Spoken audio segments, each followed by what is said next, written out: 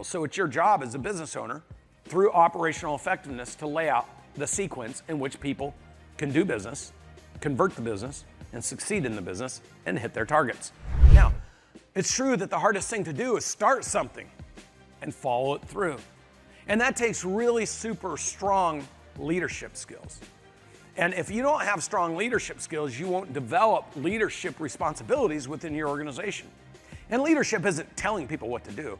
It's actually making other people's success easy. So my definition of leadership is the responsible party to a business, the person with the highest level of responsibility, which I think we all agree has to be the owner.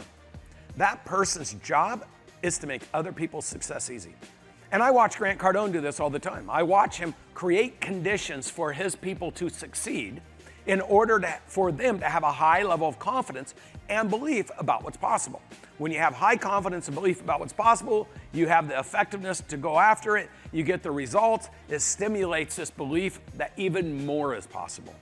It's hard enough to grow and scale a business, but if you don't have somebody propelling your belief about what's possible and how they can win when the business wins and how the business can win when they win, then you find yourself with the problem that low belief is low activity is low results is problematic. And that's why 97% of businesses fail. Because it's easy to get a burst of energy, but when you bump up against the things that are difficult, the break points in business, when you bump up against personal, professional, financial break points, where all of a sudden this enthusiasm and excitement becomes so hard, and sometimes for your employees, it's making that first sales call. You see, you never know what it's going to be for other people, so it's your job as a business owner through operational effectiveness to lay out the sequence in which people can do business, convert the business, and succeed in the business and hit their targets. And when they see they're working for somebody who can do that, their belief about picking the right person to work for and to work with gets really super high. And guess what happens when your team have extraordinarily high belief about what's possible with the person or the people that they're following? They bring their friends along. They go out and profess to the marketplace, I'm succeeding here, I'm winning here, I'm crushing it here. And you see, the hardest thing is, because if you look at the chief 3 complaints for why businesses fail, complaint number 1 is no demand for product or service. Complaint number 2 is can't find any good people. And complaint number 3 is can't get access to capital or financing. So ultimately, law of attraction is a real thing, and it starts with law of intention, then law of action, then you attract what you want in your life. So you understand these 3 lids are levers and they have to work together. I mean, you can't have high belief and low operational effectiveness. You can't have high belief and poor leadership. You have to have high belief, high effectiveness, and high leadership, because for your organization to turbocharge your growth and your success, it has to be contagious. Leadership has to be contagious.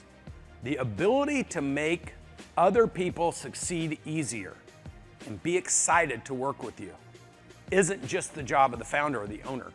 It needs to permeate through the whole organization. It starts with me leadership, and then it goes to we leadership. So the next slide illustrates this.